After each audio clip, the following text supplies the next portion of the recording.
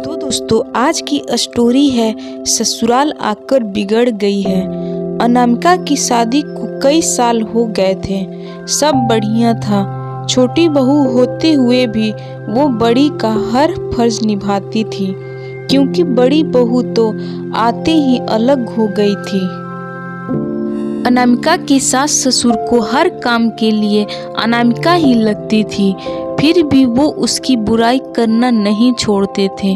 और सबसे बड़ी बात, बुराई भी अक्सर उसके ही परिवार वालों से करते थे, जो अनामिका को बचपन से जानते थे, या फिर अनामिका की सहेलियों से, या खुद के मायके वालों से। पहली बार जब शादी के बाद अनामिका की दोस्त आई तो सासू माँ ने उससे ही अनामिका को बुराई करना शुरू कर दी।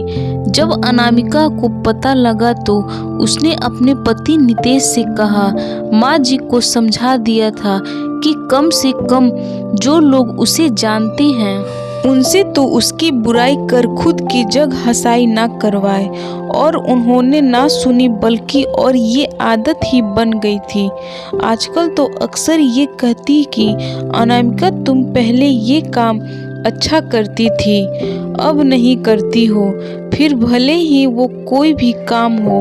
अनामिका की बुआ उसके ससुराल आई थी, तब सासू माँ की किटी पार्टी भी थी, तो बुआ को भी साथ ले गई और आदत के अनुसार सबके सामने ही अनामिका की बुराई करने लगी। कहने लगी, अनामिका पहले सब अच्छा करती थी, पर अब कोई काम ठीक से नहीं करती। ना ठीक से रोटी बनाती है, ना सब्जी, ना अच्छे से कपड़े पहनती है, ना बच्चों का ख्याल रखती है। वो और कुछ बोलती इससे पहले ही अनामिका की बुआ बोल पड़ी, लगता है ससुराल में आकर बिगड़ गई है, क्योंकि हमारे घर की तो वो बड़ी बेटी है और सारा घर और ऑफिस दोनों अच्छे से संभालती थी, और बड़ों से लेकर बच्चों तक सभी का ध्यान भी रखती थी। आपके यहाँ आकर बिगड़ गई है। ऐसा कीजिए, महीने 2 महीने जमाई साग के साथ उसे मायके भेज दीजिए, हम सुधार कर भेज देंगे। अब अनामिका की सासू माँ का मुंह देखने लायक था। उन्होंने बोलने के लिए शब्द ही नहीं मिल रहे थे, तो बस फिर उठकर चली गई, ये कहकर कि आती हूँ, जरा कोई बुला रहा है। और अनामिका की बुआ जी बस मुस्कुरा रही थी।